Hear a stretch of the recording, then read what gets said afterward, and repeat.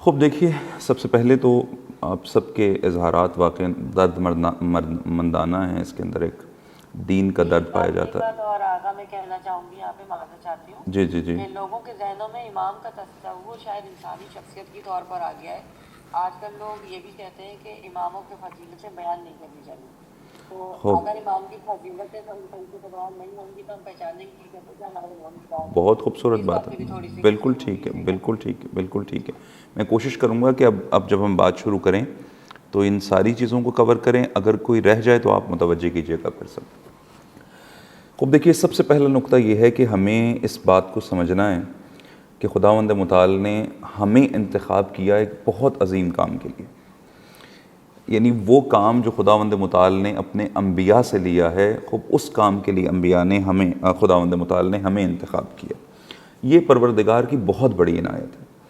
اچھا، یہی عنایت اور لطف پروردگار ہے جو انسان کو اس بات پہ مجبور کرتا ہے کہ جب خدا تم پر اتنا مہربان ہے تو تم بھی خود کو سنبھالو اور اپنے رب کی پرواہ کرو۔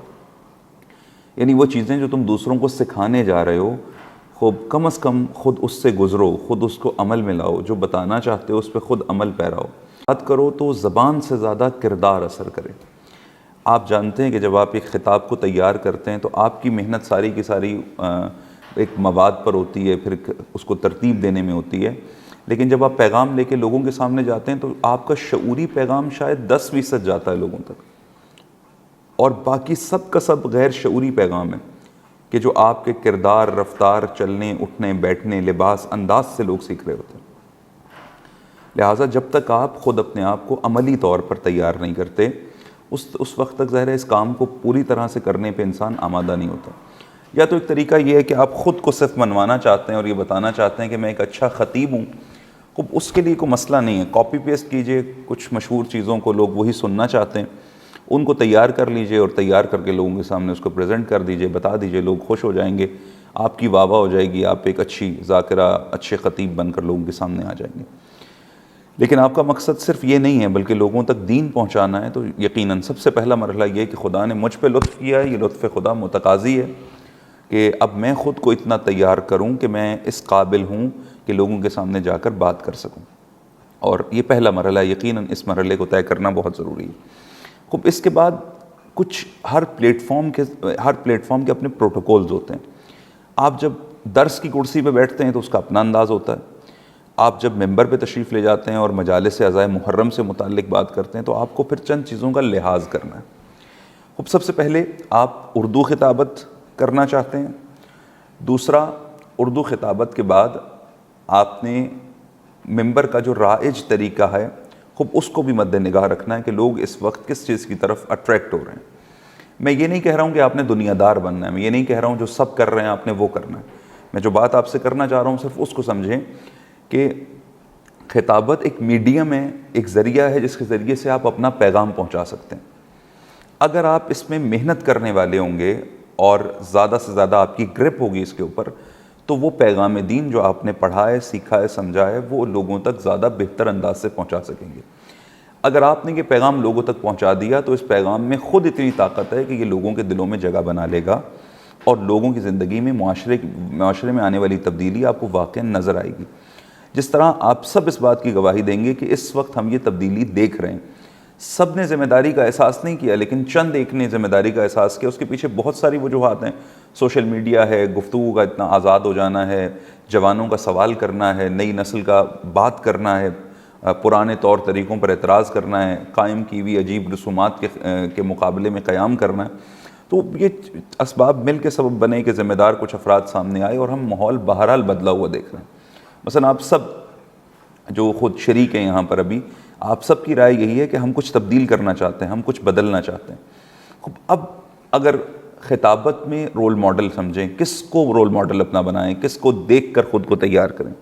آپ سب کی نگاہ میں کوئی نہ کوئی ہوگا، کوئی مشہور خطیب ہوگا، کوئی خطیبہ ہوں گی، کوئی ذاکرہ ہوں گی۔ میں آپ کو کہوں گا تھوڑا سا ذرا اس حوالے سے بھی معصومین علیہ السلام پہ نگاہ کریں۔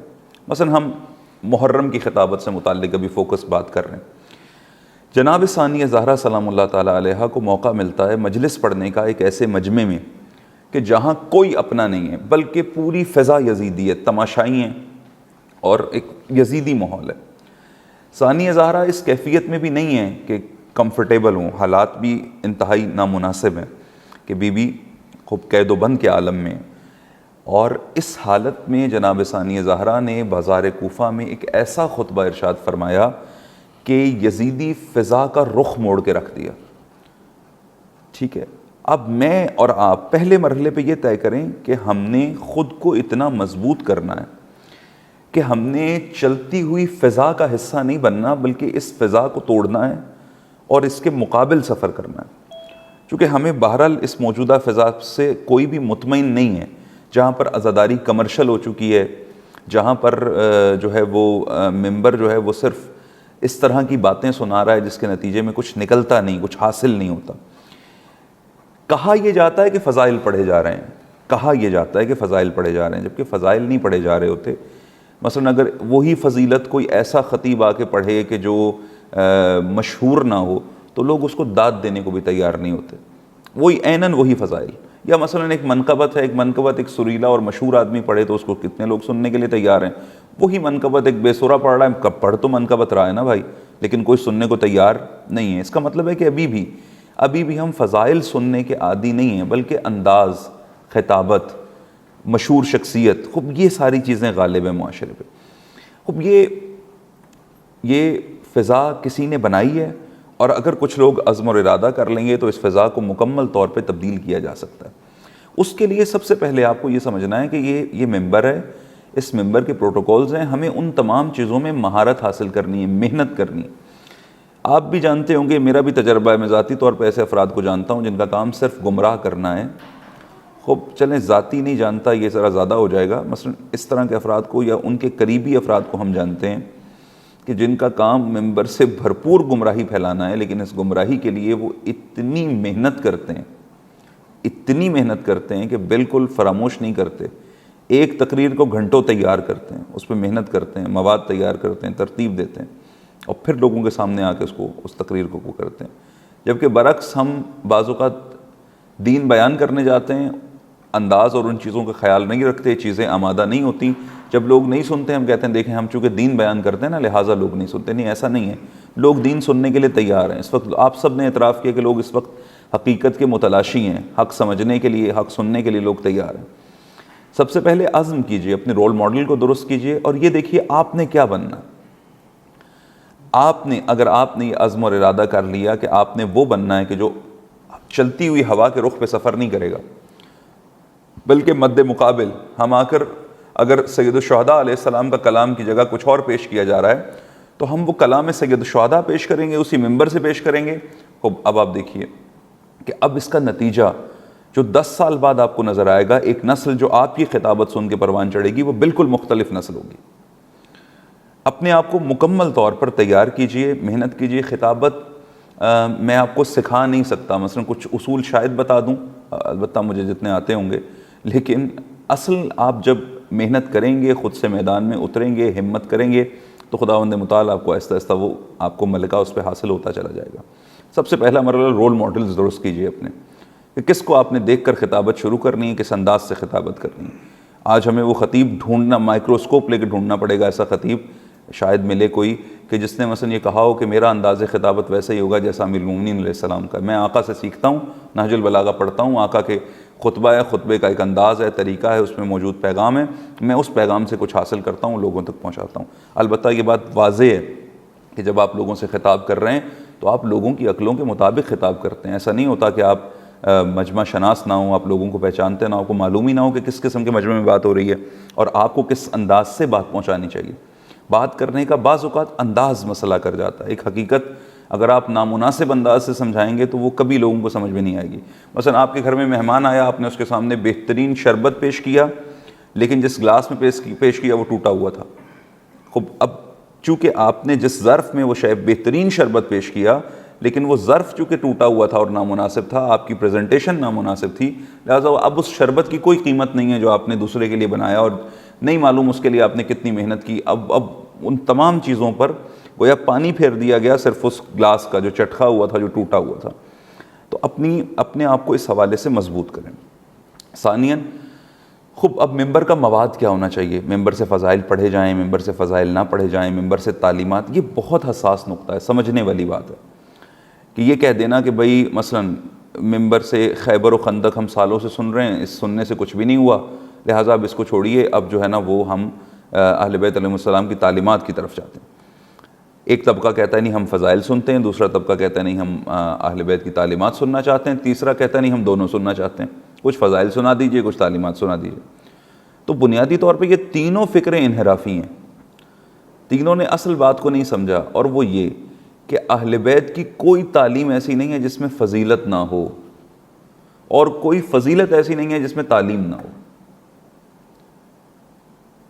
امید ہے کہ بات پہنچ رہی ہوگی آپ تک۔ کوئی فضیلت دکھا دیجئے، مطلب پوری نہج البلاغہ اٹھا لیجئے، علی علیہ السلام کے اپنے کلمات ہیں، ایک ایک جملہ خوب امیر المومنین کی فضیلت بیان کر رہا ہے۔ آپ آقا کی جنگیں اٹھا لیجئے، ایک ایک جنگ آپ کو زندگی گزارنے کا سلیقہ سکھا رہی ہے۔ میں آپ کو اپنا ایک خاطرہ بیان کرتا ہوں اسی سلسلے میں۔ مثلا ہم ایک مقام پہ موقع ملا، میں جنگ خندق سے متعلق بات کر رہا تھا، تو اب ایک مرحلہ ایسا آیا کہ جہاں امیر المومنین علیہ السلام ضربت چلاتے ہیں، آقا کی ضربت کی قیمت رسول معین کرتے ہیں۔ میں نے امام مومنین سے سوال کیا کہ بتائیے کہ ایک ضربت اتنی قیمتی کیسے ہو گئی؟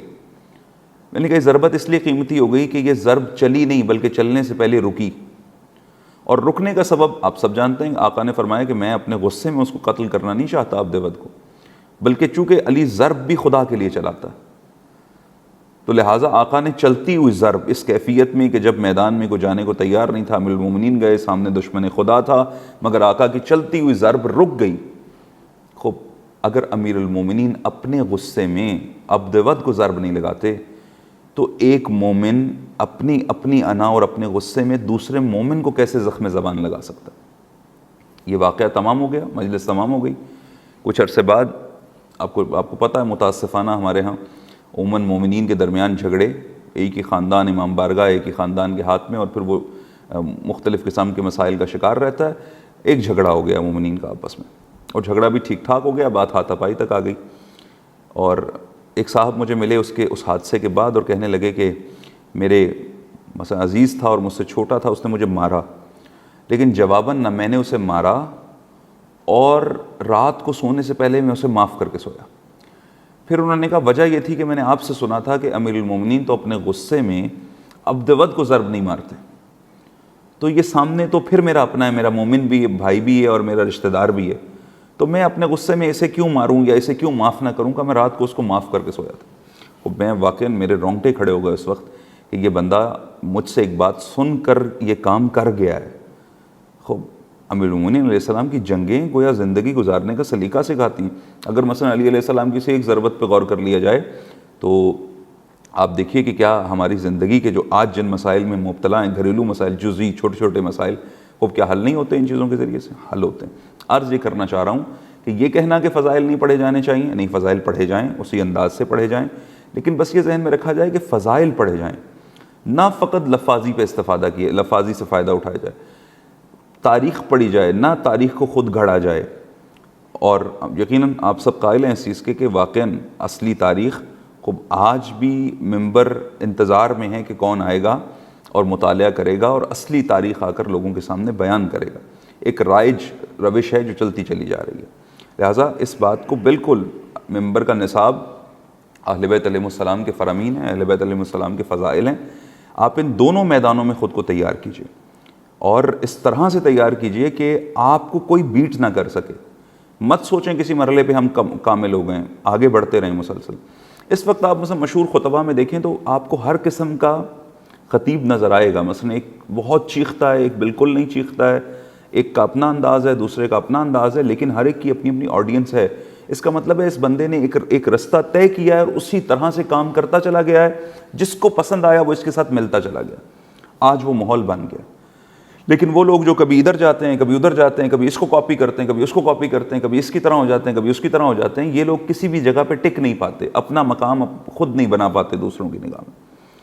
لہٰذا اس مرحلے کو ہمیں اس طرح سے طے کرنا ہے کہ میں جو پہلے آپ کی خدمت میں عرض کیا کہ اس بات کو سمجھنا ہے کہ ممبر پہ کیا چیز بیان نہیں ہو رہی، اس چیز کو بیان کریں۔ لوگ محرم الحرام میں فضائل سننا چاہتے ہیں، مصائب سننا چاہتے ہیں، وہ فضائل بہترین تیار کیجئے، مصائب بہترین تیار کیجئے۔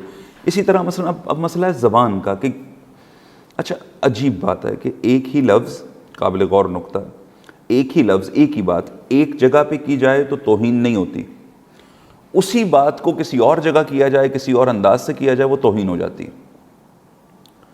آپ ایک انداز مثلا ایک گاؤں میں بیٹھ کے ایک انداز سے بات کریں، وہ روٹین ہے، اسی کو اٹھا کے شہر میں لے آئیں، توہین ہو جاتی ہے۔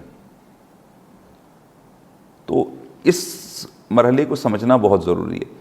البتہ ایک چیز رائج ہے عموماً جو آج کل بڑھتی چلی جا رہی ہے، وہ سخت مصائب کی کوشش ہے، یعنی مقاتل سے ہٹ کے، زبان حال سے ہٹ کے، بعض اوقات نعوذ باللہ جھوٹ تک پہنچ جاتے ہیں اس کام میں کہ جھوٹے مصائب مثلا گھڑے جائیں اور گھڑ گھڑ کے ان کو پیش کیا جائے، تو اس بنا پر کہ لوگ روئیں، زیادہ سے زیادہ روئیں۔ مقبول مجلس یہ کہ لوگ روئیں، لوگ بے ہوش ہو جائیں رو رو کے، جب بے ہوش ہو جائیں گے تو بہت مجلس پہ لطف ہو گیا ہے، معصومین علیہ السلام کو اور سیدہ راضی ہو گئی ہیں اور خدا نے مجلس قبول کر لیا، نتیجہ لوگ رو رہے ہیں۔ اگر یہ معیار نہیں ہے۔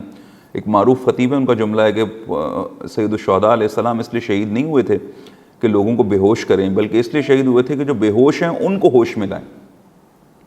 تو ہمیں لوگوں کو بے ہوش نہیں کرنا، بلکہ آپ دیکھیے ہمارے بزرگان اس چیز کو نقل کرتے ہیں، ہم نے بھی خود کو دیکھ رکھا ہے کہ مثلا ہم اپنے دادا کی گود میں بیٹھ کے جب مصائب اہل بیت سنا کرتے تھے تو وہ نوحہ شروع ہوتا تھا اور یا حسین ہوتا تھا اور وہ رونا شروع کر دیتے تھے۔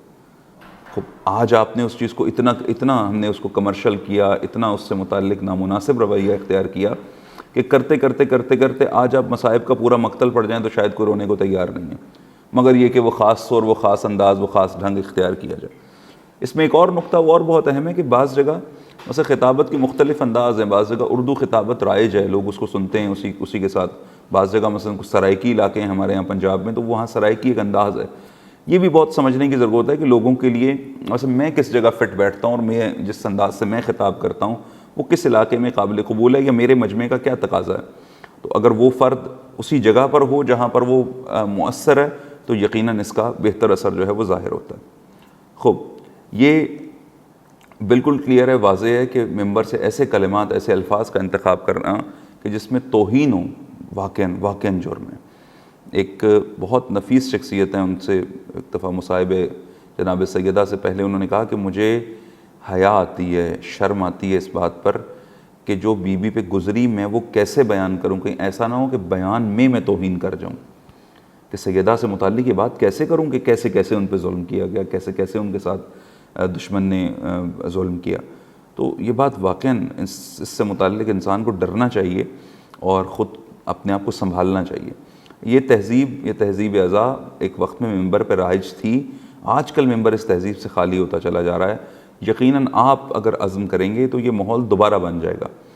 آپ صرف بڑی مشکل مصلحین کی اور اچھا سوچنے والوں کی ہوتی ہے کہ وہ اچھا سوچتے ہیں، کرتے نہیں ہیں، یا کانفیڈنس نہیں رکھتے اپنی بات پر کہ مثلا جو میں نے سوچا ہے، جو میں نے پڑھا ہے، جو میں نے سمجھا ہے، جو حقیقت مجھے سمجھ آ گئی ہے، یہ دوسروں تک میں پہنچا سکتا ہوں، بلکہ دوسروں کو دیکھ کے جو ہے وہ بعض اوقات حیرت کا شکار ہوتے رہتے ہیں، کبھی اعتراض کرتے رہتے ہیں کہ وہ ایسے کرتا ہے، وہ ویسے کرتا ہے، جبکہ اگر آپ شروع کریں۔ اس وقت آپ دیکھیے ایک ماحول ایسا ہے، بہرحال متاسفانہ افسوس ہے اس بات پر بھی کہ صرف ٹرینڈ فالو کیا جاتا ہے حضور۔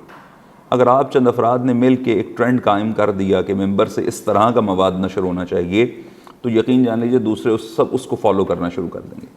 لیکن یہ آپ کریں گے کب؟ جب آپ اپنے بارے میں کم از کم پرعزم ہوں گے کہ مثلا مثال کے طور پہ اس وقت ایران کے پاس کتنی ٹیکنالوجی تھی اور امریکہ کے پاس کتنی تھی۔ جنگ ہوئی، اتنا یقین تھا ان کو اپنی کم ٹیکنالوجی پر بھی، اپنے چند میزائلوں پر، کہ ہم ان میزائلوں کی وجہ سے نہیں جیتیں گے بلکہ ہم اپنی آئیڈیالوجی کی وجہ سے کامیاب ہوں گے، خدا ہمارے ساتھ ہے۔ اب آپ دیکھیں گے سپر طاقت گھٹنے ٹیک گئی۔ تو آپ جو اس وقت بے دینی کے مقابلے میں قیام کرنا چاہتے ہیں نا، آپ یقین جان لیجئے کہ آپ کے پاس کچھ نہیں ہے، آپ ہی کے پاس سب کچھ ہے، آپ کے ساتھ خدا ہے۔ آپ کو اپنے اوپر پورا بھروسہ، پورا اعتماد رکھنا ہے۔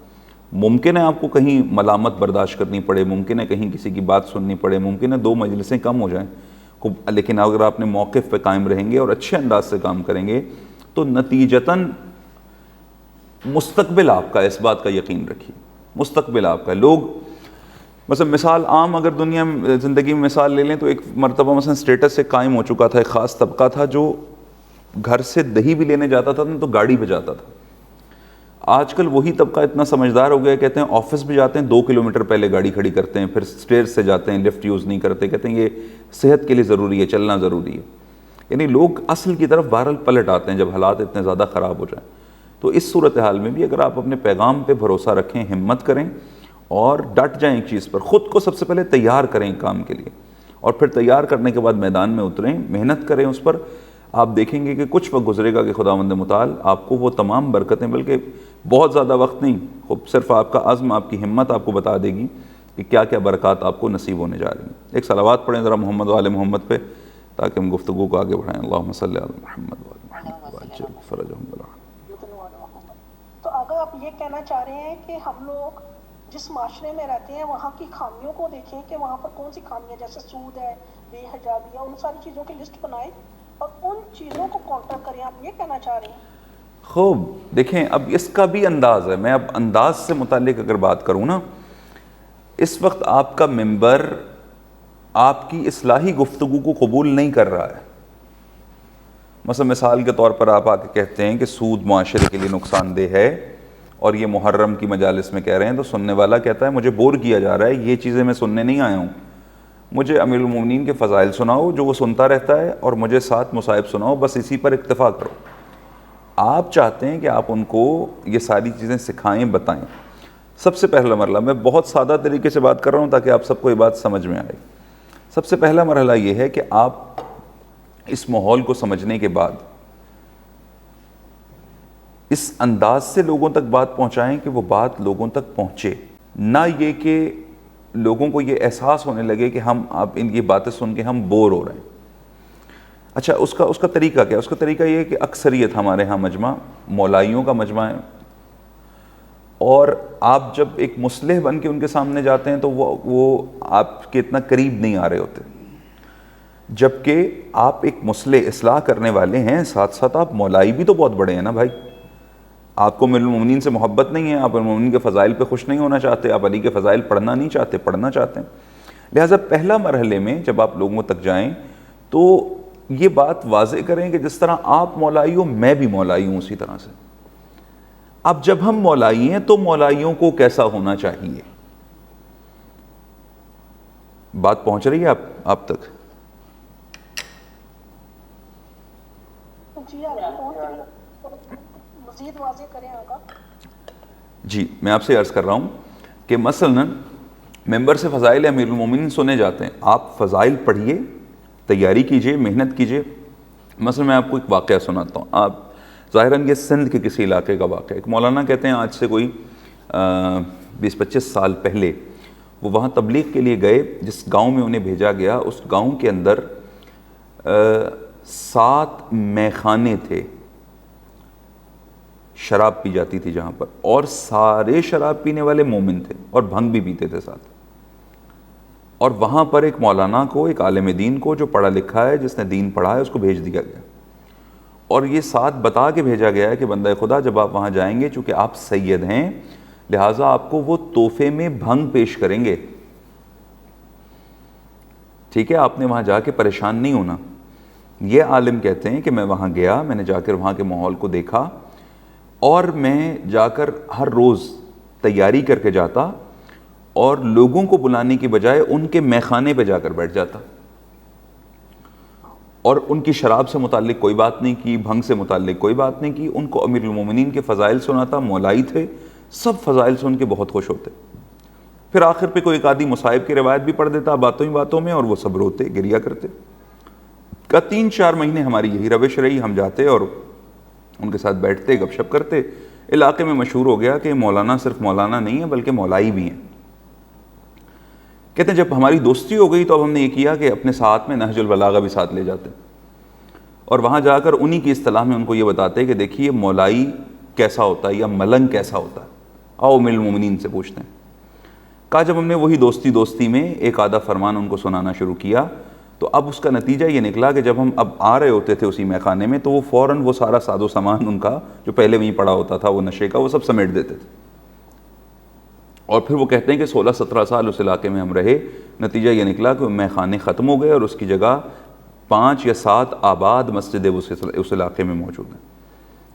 صرف اس واقعے سے ہمیں یہ اخذ کرنا ہے کہ ایک کام کو کرنے کی تدبیر، آپ لوگوں کو یہ نہیں کہہ سکتے کہ تم سب غلط ہو اب میں تمہیں سکھانے آیا ہوں. اگر آپ یہ کہیں گے تو وہ کہیں گے ہم نہیں، آپ غلط ہیں، آپ جائیے یہاں سے. عموماً چونکہ دین کا درد رکھنے والوں میں ایک مشکل یہ ہوتی ہے کہ عدم برداشت بہت زیادہ ہوتی ہے، فوراً کہتے ہیں بس اب میں آ گیا ہوں تو معاشرہ فوراً بدل جانا چاہیے. اس بات کو سمجھیں کہ لوگوں کے اندر یہ احساس بیدار کرنا، یہ بتانا ان کو کہ تمہیں اللہ کی پرواہ کرنی ہے، تمہارا رب تمہاری پرواہ کرتا ہے. اگر آپ نے اس احساس کو زندہ کر دیا، اب جو پروردگار کہتا ہے وہ کرنا آسان ہو جائے گا. مثلا آپ چاہتے ہیں لوگوں کو باحجاب بنائیں. ایک عالم دین کہتے ہیں کہ میں حج پر تھا اور ایک خاتون ہمارے ساتھ تھیں جو کوئی حکومتی عہدہ بھی رکھتی تھی، یا وہ خود یا ان کے شوہر مثلا، اور بلکہ ایک واجبی سے لباس میں تھیں، حجاب نہیں کرتی تھیں. کہا کہ وہ آئیں، آ کر بات کرنے لگیں ایک دن حجاب پہ گفتگو. ان کا مولانا بہت سخت ہوتے ہیں ان مسائل میں، آپ کو ایسا نہیں کرنا چاہیے، میں بے حجاب ہوں تو کیا بے دین ہوں، فلاں جو دلائل ہیں اس وقت آپ سب کو پتہ. مولانا کہنے لگے، میں خاموش ہو گیا. قریب ایک بچی کھڑی ہوئی تھی 2-3 سال کی، 4 سال کی، تو اس بچی نے حجاب کیا ہوا تھا. کہتے میں نے اس خاتون سے کہا کہ مجھے یہ بتائیے کہ یہ چھوٹی سی بچی جس نے حجاب کیا ہوا ہے، یہ حجاب میں زیادہ باوقار لگ رہی ہے یا آپ بے حجاب زیادہ باوقار لگ رہی ہو؟ کہ بس انہوں نے سنا، وہ چلی گئیں اور پھر پورے قافلے میں، پورے حج میں کہیں نظر نہیں آئیں. جب حج تمام ہونے لگا، آخر پہ ملی، آ کر شکریہ ادا کیا کہ میں نے آپ کی بات بہت سوچی، واقعاً وہ بچی مجھ سے زیادہ باوقار لگ رہی تھی. اور نتیجتاً وہ خاتون پورے حجاب میں تھی. آپ بات کو کس انداز سے لوگوں تک پہنچا رہے ہیں، یہ بہت اہم ہے. یہ یا مثلا آپ کو ایک ایسا مجمع نصیب ہوتا ہے جو بالکل ہی سادہ مجمع ہے، وہ ایک وقت میں یہ جج کرتا ہے کہ آپ آنے والے، مثلا شہید علامہ عارف حسین الحسینی، 4 سالہ قیادت کے دوران ان سے پوچھا گیا آپ نے کیا کیا، تو انہوں نے کہا میں نے اپنی قوم پر اپنے آپ کو شیعہ ثابت کیا ہے. لوگ مجھے شیعہ نہیں مانتے تھے، میں نے بتایا میں بھی تمہارے جیسا مولائی ہوں. اس وقت ممبر خوب اس چیز کا تقاضا کرتا ہے، مومنین تقاضا کرتے ہیں. البتہ مجموعوں کا پھر فرق ہے، بعض جگہ لوگ سمجھدار ہیں، باشعور ہیں، وہاں پر اور انداز سے بات ہوگی، بعض جگہ عام عوام ہیں، وہاں اور انداز سے بات ہوگی. اگر آپ ان کے ساتھ تھوڑا سا چلیں گے اور انہیں بتائیں گے کہ میں بھی امیر المومنین کا شیعہ ہوں، میں بھی امیر المومنین کے فضائل کو پڑھتا بھی ہوں، قائل بھی ہوں، خوب اب نتیجتاً اگلا مرحلہ وہ آپ کے ساتھ طے کریں گے. واضح ہوئی یہ بات؟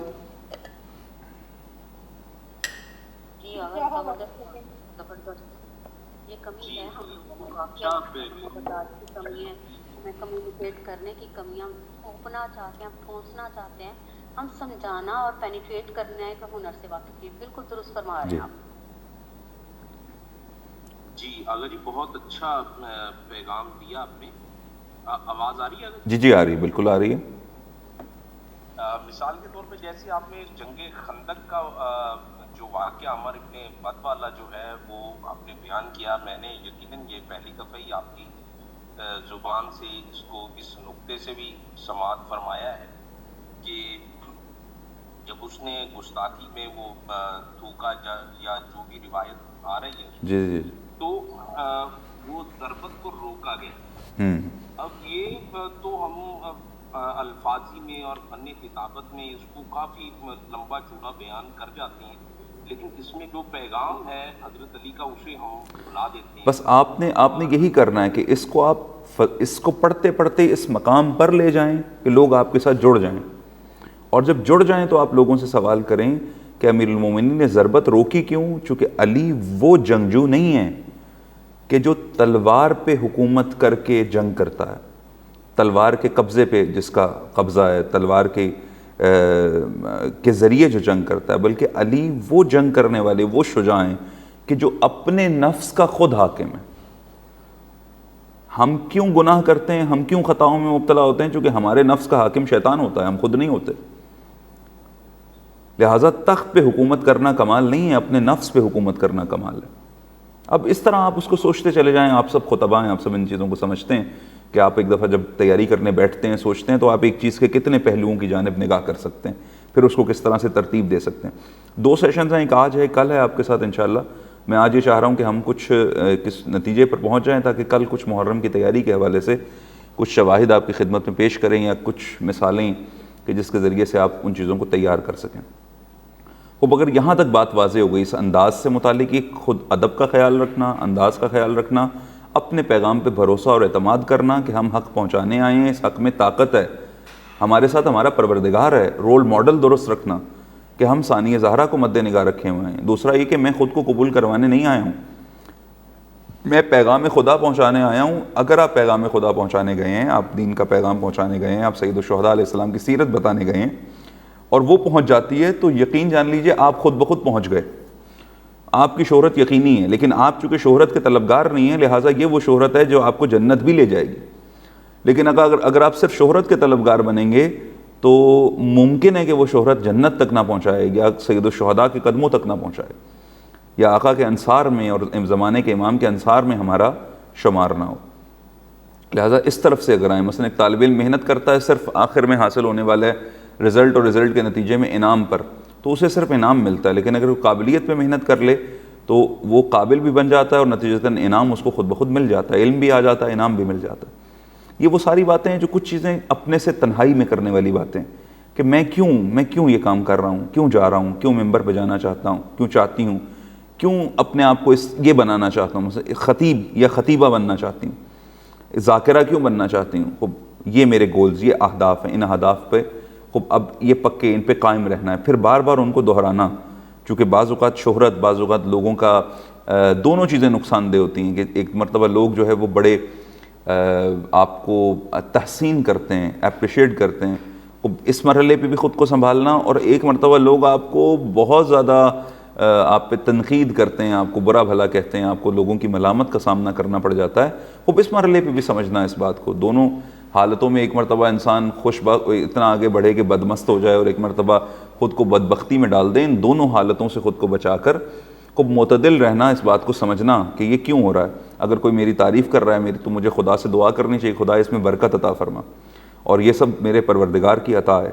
یہ وہ ساری اخلاقیات ہیں. میں یقیناً آپ کے سامنے ان چیزوں کو اس طرح سے بیان کرنے کی ضرورت نہیں ہے، آپ ان چیزوں کو سمجھتے ہیں سب، اب آپ کے اظہارات سے بھی واضح ہے. خب یہاں تک کلیئر ہے سب کے لیے؟ خب آج ایک ٹاپک، پیغام ہمیں مل رہا ہے. سلامت رہیں. آج ایک نقطے پہ بات کر لیتے ہیں اور وہ یہ ہے کہ مثلاً آپ سب محرم پڑھ رہے ہیں؟ جنہوں نے اظہار کیا نہیں وہ تو خیر نہیں، لیکن ان کے علاوہ عشرہ پڑھ رہے ہیں محرم کا سب؟ جی عشرے ہیں. بس ذرا مجھے تیزی سے بتائیے کیا موضوعات ہیں اس دفعہ آپ کے، ایک ایک بتاتے. میرا تو ہے روح عزاداری. اور علاقہ کون سا ہے آپ کا؟ واشنگ لائن لاہور میں. اچھا جہاں پڑھ کے گئے 2 سال. جی بالکل ٹھیک ہے، بالکل ٹھیک ہے. اور ایک ہے انصاری امام حسین سے، انصاری امام مہدی تک. واشنگ لائن میں کیا موضوع ہے آپ کا؟ یہی انصاری امام حسین علیہ السلام سے، انصاری امام مہدی. بہت خوب، بہت خوب، بہت خوب عنوان ہے، بہت خوب عنوان ہے. اور عزاداری، روح عزاداری اور سید شہداء وارث انبیاء کیوں. خوب، ٹھیک ہے ٹھیک ہے ٹھیک ہے. یہ 2-3 موضوع ہیں میرے آگے. جی بہت خوب، بہت خوب. اور بتائیے گا اور کوئی؟ ناصر امام حسین اور ناصر امام زمانہ. اس سے مجالس. کیا علاقہ، کس علاقے میں کام کر رہی ہیں آپ؟ نیو جرسی USA میں. بہت خوب، بہت خوب. ٹھیک ہے ٹھیک ہے. اور معرفت امام زمانہ علیہ السلام. بہت خوب. آپ کا کیا علاقہ ہے؟ اور سیالکوٹ. سیالکوٹ میں کس جگہ پر؟ سیالکوٹ میں مختلف جگہ پہ، جیسے کینٹ ہو گیا. ٹھیک ہے ٹھیک ٹھیک ٹھیک ٹھیک. خوب خوب خوب. اور آغا انسان زمین سے آسمان تک بھی، مطلب وہ بھی ٹاپک ہے میرا. ہاں اس کو کر لیجئے، انسان خاک سے خدا تک. خاک سے خدا تک. جی ٹھیک ہے جی. اور آغا یہ بھی کہ امام حسین کی ذمہ داریاں. کس کی ذمہ داریاں؟ منتظر اپنے امام ہوتا ہے، جو منتظر ہیں، ہم منتظر ہیں، اس کی ذمہ داریاں. ہاں ٹھیک ہے ٹھیک ہے ٹھیک ہے ٹھیک ہے، منتظر کی ذمہ داری، بالکل ٹھیک ہے، بہت خوب. اگر صاحب وہ نظام ولایت فقی اور وہ جو ٹھیک. مسالک قرآن کی مسالک خواتین یعنی مانوی کمالات ہیں نا، جو رہبر معظم کی جو بک ہے گوہر والی جو ہے، جی جی جی جی ٹھیک ٹھیک، بہت خوب بہت خوب بہت خوب بہت خوب. تمام ہوا؟ اگر جی میں اس پہ چاہ رہا ہوں اپنا کچھ قرآن مجید کی ایک آیت ہے سورہ بقرہ کی آیت نمبر 260 اور 61. جی. حضرت ابراہیم علیہ السلام کا وہ واقعہ کہ جس میں انہوں نے کہا کہ پروردگار دکھا کے مردوں کو کیسے زندہ کرتا ہے، اور اللہ پاک نے فرمایا کہ تم 4 پرندے پکڑ لے اور فسر ہننا علیک، ان کو اپنے ساتھ سدھا لے، ان کے ساتھ ایسا سلوک کر کہ وہ تیری ذات کے ساتھ مانوس ہو جائیں، تجھ سے پیار کریں، تجھ سے محبت کریں، یعنی انہیں سدھا لیں. بالکل صحیح بالکل صحیح. جی اس ضمن میں پھر بعد میں کہا کہ ان کو ذبح کر دے اور پہاڑوں کی چوٹیوں پہ ان کی مجنون بنا کے پھینک دے، اور پھر سمت کو بننا، پھر انہیں دعوت دے، پھر انہیں بلا. تو میں چاہ رہا ہوں کہ میں اس پہ ایک دعوت کے موضوع پر اور صاحب دعوت کس طرح کا ہونا چاہیے، اور اس موضوع پہ جو ہے وہ مجالس تیار کروں. خوب خوب خوب خوب ٹھیک ہو گیا. دیکھیے اور ایک یہ بھی ہے کہ قرآنی خواتین اور کربلا کی مائیں جو کوالٹیز ہیں، بہترین بہترین، بہت خوب بہت خوب. وقت نہیں ہے، نہیں تو آپ کے موضوعات کی جزئیات بھی آپ سے پوچھتا. کل انشاءاللہ دیکھتے ہیں، کوئی سیشن بھی 5-10 منٹ پہلے شروع کرتے ہیں تاکہ ذرا بہترین آپ سے کچھ استفادہ ہو سکے. خوب دیکھیے، اس وقت جو حالات رہبر معظم کی شہادت کے بعد بنے ہیں، تمام اچھا سوچنے والے خطباء نے محنت کر کے جو کام کئی سالوں میں کرنا تھا وہ رہبر کی تنہا شہادت نے کر دیا. اس وقت میدان جو ہے نا وہ آپ کے ہاتھ میں ہے، میدان آپ کا ہے. لوگ اس وقت تشیع کو سمجھنا چاہتے ہیں. ہماری مجالس میں اہل سنت بڑی تعداد میں شریک ہوتے ہیں، اس محرم میں اور بہتر انداز سے شریک ہوں گے. لہٰذا اس محرم میں ہمیں واقعاً میزبانی کا حق ادا کرنا ہے، ایسا ترجمان بننا ہے اہل بیت کے مکتب کا کہ جو ایسی ترجمانی کرے کہ نتیجتاً دنیا اس در پہ سجدہ ریز ہو جائے، اس در پہ جھک جائے.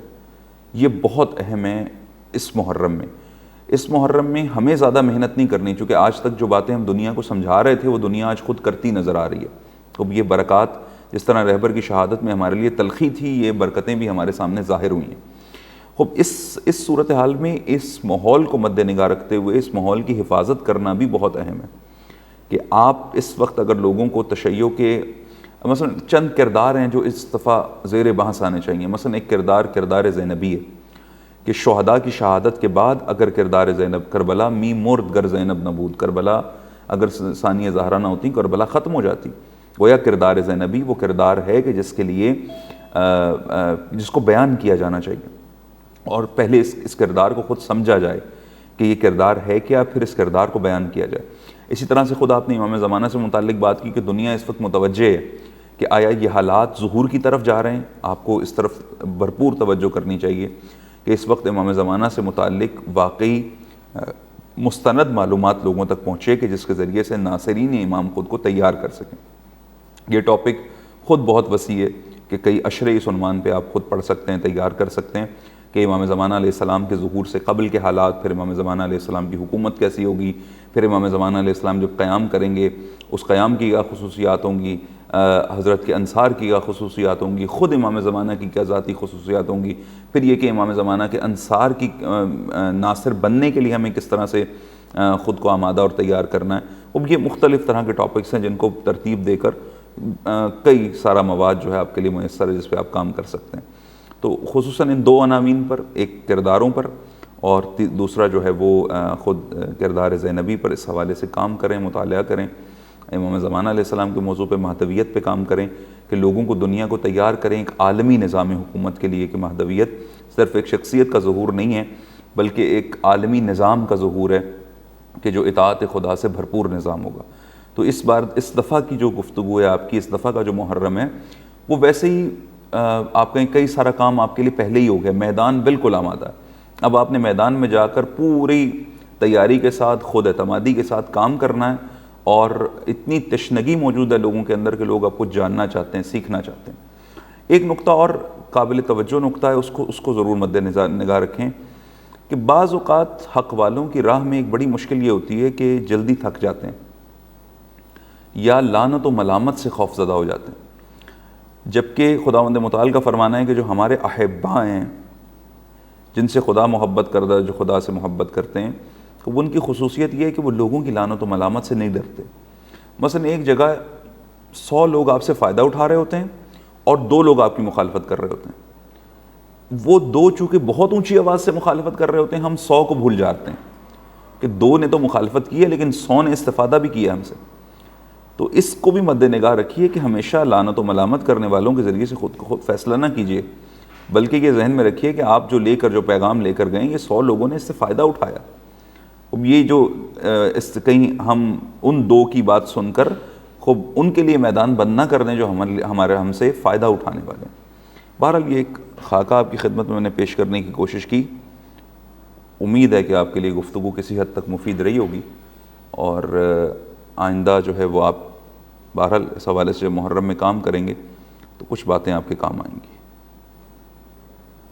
جی بس آپ اگر کوئی اختتامی اظہار کرنا چاہیں اس کے بعد پھر ہم سیشن کلوز کرتے ہیں۔ آغا جی ہمیں بہت ہی فائدہ ہوا آج کی آپ کی یہ باتیں سن کر، سلامت یہ سلامت ٹیکنیک سن کر ہمیں جو ہے بہت ہی فائدہ ہوا اور بہت ہی مستفید ہوئے۔ بلکہ آج میں تو یہ چاہ رہا تھا کہ مجھے کوئی میں نے گاڑی کی بھی تھی تو اس کو لینے جانا تھا میں نے، صحیح، تو میں نے کہا کہ میں یہ ہیڈ فون لگا کے سن لوں گا یا بعد میں ریکارڈنگ سن لوں گا۔ تو جیسے کہ وہ آپ آئے اور کہ میں نے کوئی 8 سال پہلے آپ کو سنا ہوا تھا، تو پھر میں نے کہا کہ نہیں آج مجھے مس نہیں کرنا۔ پھر جو آپ نے یہ گفتگو شروع کی اور وہ خندق میں وہ نقطہ جگویا ہے کہ وہ بند دروازے سارے کھول دیے ہیں آپ نے، تو خدا خیر میں دعا کرتا ہوں کہ اللہ آپ کی توفیقات خیر میں، رزق اور عزت میں اضافہ فرمائے، اور آپ کی مزید جو ہے وہ تاثیر آپ کی زبان میں دے اور آپ کو قدم قدم پہ کامیابیاں عطا فرمائے۔ سلامت رہیے، خدا آپ کو معاف کرے۔ جی بالکل صحیح کہا کہ آپ نے ماشاءاللہ سے اچھا جی ایک کر کے۔ میں نے ایک مجلس میں ایک عالم دین کو یہ شاید آپ جانتے ہیں آغا ضیاء الدین نبوی، ان کے بیٹے مجلس میں خطاب کر رہے تھے، لیکن ان کا اور ان کا آغا ضیاء الدین کا اللہ کا خطاب یہ تھا کہ مجلس کے شروع میں ہی تھوڑا سا 10 سال کے بعد چھوٹا سا فقہی مسئلہ بیان کرتے تھے، یعنی اس مجمع میں یہ ہے کہ ضروری نہیں ہے کہ کیونکہ فقہی مسائل جو ہے نا ہمارے کسی کو بھی نہیں معلوم، بالکل صحیح، بھی ہمارے ان لوگوں کو ان لوگوں کو جو مدرسے سے جن کا جو ہیں ان کو فقہی احکام پتہ ہے، یعنی ان کا یہ مجھے انداز اتنا پسند آیا کہ اس مجمع میں جتنے بھی لوگ ہیں، چاہے وہ بوڑھی خواتین ہیں، چاہے جوان ہیں، چاہے بچے ہیں، کہ ان کو چھوٹا کوئی نہ کوئی فقہی احکام کو ان کے علم میں آ جاتا ہے۔ خوب بہت خوب۔ میں کچھ اس طرح کروں کہ اس مجمع میں جتنے بھی ہوں گے کوئی ایسا اس انداز سے، کیونکہ میں نے ابھی وہ طریقہ نہیں شروع کیا، میرا ارادہ ہے طریقہ کہ میں اس انداز سے کروں کہ کوئی نہ کوئی ایسا فقہی احکام ایک یہ تھا، اور دوسرا لوگ قرآن سے بہت زیادہ دور ہیں۔ بالکل صحیح۔ دیکھیے اگر آپ کو ایسا مجمع میسر ہے جس کے اندر اس انداز سے گفتگو کی جا سکتی ہے، حتماً کیجیے، فقہی حکم بیان کیجیے، اور ایک کلی قاعدہ یہ ہے کہ محرم کی مجالس میں لوگوں کو خود دین کا اتنا شوق دلا دیجیے، چونکہ فقہی احکام کے لیے ظاہر ہے ایک حکم کافی نہیں ہوتا، اس کے لیے کلاس چاہیے، اس کے لیے ایک ماحول چاہیے، اس کے لیے شوق چاہیے، تو یقیناً آپ بیان کریں۔ اگر ایسی فضا اور ایسا ماحول آپ کو میسر ہے جہاں پر ظرفیت ہے ایسی، تو یقیناً ہم اسی کام کے لیے تو ممبر پہ جاتے ہیں، لیکن اگر ایسی فضا نہیں ہے اور آپ سمجھتے ہیں کہ چلیں ایک حکم فقہی بیان نہیں کیا جا سکتا، تو کم از کم عشرے میں کم از کم آپ کے سامعین میں سے جو مثبت سامعین ہیں وہ اس بات پر آمادہ ہو جائیں کہ بھئی ہمیں یہ سب سیکھنا ہے بہرحال، اور اگر نہیں سیکھیں گے تو گزارا نہیں ہے، نہیں سیکھیں گے تو امام زمانہ کو کیسے منہ دکھائیں گے، نہیں سیکھیں گے اپنے ضروری معاملات، تو مثلا طہارت ہی نہیں معلوم ہوگی تو اگلا مرحلہ کیسے طے ہوگا ہمارے لیے۔ تو یقیناً بہت اہم ضرورت ہے، فقہی مسائل سے بڑے باسواد لوگ بھی غافل ہیں، نہیں متوجہ ان چیزوں کی طرف۔ خوب ہے یہ نقطہ بھی، خوب ہے۔ مسائل کے حوالے سے بھی بتائیے گا نا، ہم مسائل میں کہاں غلطیاں کرتے ہیں، کیا ہوتی ہے کہاں نہیں ہوتی, کہاں اتار چڑھاؤ. دیکھیں بتائیے. مصائب کے لیے آپ ایک تو مقاتل کا مطالعہ کریں, ٹھیک ہے. دوسرا آسان حل مستند علماء سے رجوع کر لیں. انداز اور اس کے اندر آپ مستند علماء کی طرف رجوع کریں اور مطالعہ بھی اپنا بھرپور کریں, تاکہ اس کے اندر آپ کو ایک تو رائج مصائب کا جو علماء پڑھتے ہیں ان روایات کا اندازہ ہو, پھر آپ نے ان کو مطالعہ بھی کر رکھا ہو. اب غلطیاں کہاں کہاں کرتے ہیں, کوئی ایک نہیں ہے, یہ بے شمار ہے. ابھی کل ایک صاحب مجھے ملے, کہنے لگے آج میں نے ایک جگہ مصائب سنا ہے اور 2026 میں ہی آج ہی کے دن وہ مصائب تازہ نازل ہوا ہے. اور وہ تازہ پھر انہوں نے مجھے سنایا کہ اس میں انتہائی نامناسب چیزیں تھیں. بعض اوقات آپ کو جہاں جہاں تک اجازت ہوتی ہے کہ مثلا آپ نے ایک روایت کو دیکھا, اب آپ کچھ رشتے ہیں کربلا میں, کچھ تعلقات ہیں, ان کو زبان حال کے ذریعے سے بیان کر رہے ہیں, یہ بات سمجھ میں آنے والی ہے. لیکن ایک مرتبہ آپ ایک روایت ہی پوری کی پوری گھڑتے چلے جا رہے ہیں, ایک مرتبہ آپ کسی سے سن کے آگے بیان کرتے چلے جا رہے ہیں اور آپ کا اس سے متعلق مطالعہ نہیں ہے. اس وقت اردو زبان میں کئی سارے مقاتل میسر ہیں, مستند ترین مقتل لہوف ہے, اس سے استفادہ کیجیے. اسی طرح کی اور مختلف کتب ہیں کہ جن سے آپ مقاتل سے متعلق کم از کم استفادہ کر سکتے ہیں. اور محرم میں بہت اہم ہے اچھا مصائب پڑھنا, اچھا مصائب تیار کرنا, چونکہ لوگ مصائب سننے آتے ہیں اور مصائب کے ذریعے سے آپ کا پیغام بھی لوگوں تک پہنچتا ہے. بہت شکریہ, جزاک اللہ. سلام, آپ سلام. جی کوئی اور ہے سوال, کوئی بات ہے؟ صاحب آج کے دور کے لحاظ سے, جیسے کہ آپ نے بتایا کہ آج کا جو دور ہے اس لحاظ سے آپ تھوڑا اور ہمیں گائیڈ کیجیے تاکہ ہم بہترین انداز میں یہ حق اور باطل کے بارے میں اور ولایت فقیہ کے بارے میں اور وقت ایمان کے بارے میں ہم ان کو بتا سکیں اچھے طریقے سے, اچھے انداز سے, تاکہ لوگوں کو. دیکھیں سب سے پہلے آپ ولایت فقیہ سے متعلق آپ لوگوں سے بات کرنا چاہتے ہیں. دشمن نے اس حوالے سے اتنا ذہنوں کو خراب کر رکھا ہے کہ انہوں نے امیر المومنین کی ولایت کے مقابلے میں ولایت فقیہ کو پیش کیا. لہٰذا کوئی بھی آج ولایت فقیہ سے متعلق, کوئی سے مراد امیر المومنین کے سادہ شیعہ, علی کے سادہ شیعہ جو ہمارے اطراف میں موجود ہیں, آپ کسی کو بھی کہہ دیں مثلا جو اتنا باشعور نہیں ہے کہ ایک ولایت ہے جو امیر المومنین کی ولایت کے مقابلے میں قائم ہوگی, تو اس ولایت کو کون قبول کرے گا؟ آج دنیا متوجہ ہوئی ہے اس نظام کی طرف کہ بھئی اسی نظام نے تو ہمیں عزت دی ہے. لہٰذا آج اس بارے میں بات کرنا آسان ہو گیا ہے کہ ولایت فقیہ ولایت امیر المومنین کے مقابلے میں نہیں ہے, بلکہ ولایت امیر المومنین کے سائے میں ہے. اصل نظام ولایت جب زمانے کا امام غیبت میں ہے تو فقیہ نیابت میں ان کی جگہ حکومت کرے گا. آپ کی مرضی ہے, آپ نے کسی فاسق و فاجر کی حکومت قبول کرنی ہے یا کسی فقیہ عادل کی حکومت میں رہنا ہے. ضرورت کیوں ہے فقیہ عادل کی حکومت کی؟ کہ بھئی ہم نے اس زمانے کے امام کا استقبال کرنا ہے. زنگ لگی ہوئی تلواریں کسی کے کام نہیں آتی. امیر المومنین علیہ السلام کو 25 سال بعد خلافت دی گئی, امیر المومنین نے انکار کیا, کہ میں قبول نہیں کرتا ہوں, چونکہ آپ لوگ قبل از بعثت کے زمانے میں پلٹ چکے ہو, ایسا جیسے رسول تم میں آئے ہی نہیں ہیں. یا مثلا آج یہی ایام جو ابھی چل رہے ہیں, یہ 10 دن, آج اول ذی الحجہ ہے, اب دیکھیے یہ 10 دن حضرت موسیٰ علیہ السلام کے لیے بڑھا دیے گئے. ماہ ذی قعدۃ الحرام, یہ پورا حضرت موسیٰ علیہ السلام بارگاہ خدا میں رہے, اور جب واپس آئے تو آ کے دیکھا کہ پوری قوم جسے فرعون سے نجات دی اور نہ جانے کیا کچھ کیا, 40 دن کے اندر وہ قوم بچڑا کو پوج رہی ہے, وہ سالہ پرست ہو گئی ہے. تو اگر 40 دن میں امام دور رہے اور امام کا نمائندہ ہارون موجود اور اس کے باوجود لوگ پلٹ جاتے ہیں, تو امام زمانہ کی غیبت کو تو 1200 سال ہو چکے ہیں. 40 دنوں میں کتنے لوگوں نے آ کے امت کو گمراہ کیا ہوگا.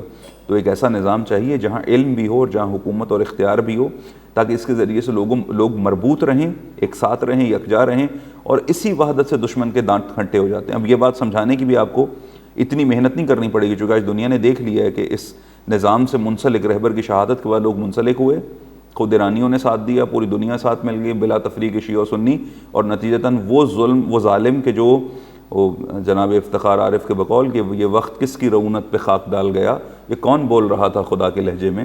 تو جو خدا کے لہجے میں بولنے والا تھا, آج اس کا لہجہ دیکھیے, آج اس کا انداز دیکھیے.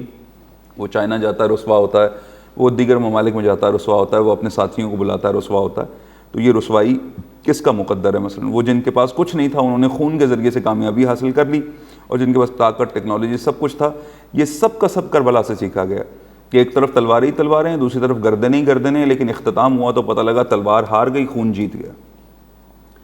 تو یہ بہترین موقع ہے کہ جس کے اندر ہم اس نظام کو بھی پیش کر سکتے ہیں کہ تشیع غیبت امام زمانہ میں حکومت اسلامی کی شیعی تفسیر کا نام ولایت فقیہ ہے.